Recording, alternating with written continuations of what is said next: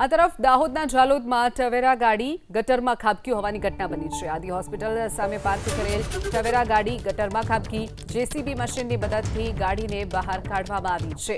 તો દાહોદનું ઝાલોદ જ્યાં એક કાર ઊભી હતી અને અચાનક એક ખાડામાં ખાબકી હોવાની ઘટના બની છે, જેને લઈ અને સ્થાનિકો એકઠા થઈ ગયા હતા। જેસીબીની મદદ લેવામાં આવી। જેસીબીની મદદથી ટવેરા ગાડીને બહાર કાઢવામાં આવી હતી। તો જે દ્રશ્યો આપ જોઈ રહ્યા છો દાહોદના ઝાલોદના છે, જ્યાં ટવેરા ગાડી ગટરમાં ખાબકી હોવાની ઘટના બની હતી।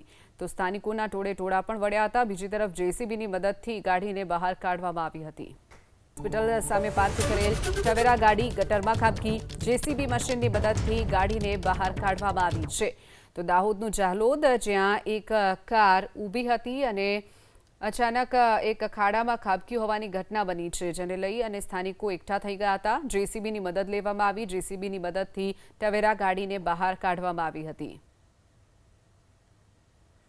તો જે દ્રશ્યો આપ જોઈ રહ્યા છો દાહોદના ઝાલોદના છે, જ્યાં ટવેરા ગાડી ગટરમાં ખાબકી હોવાની ઘટના બની હતી।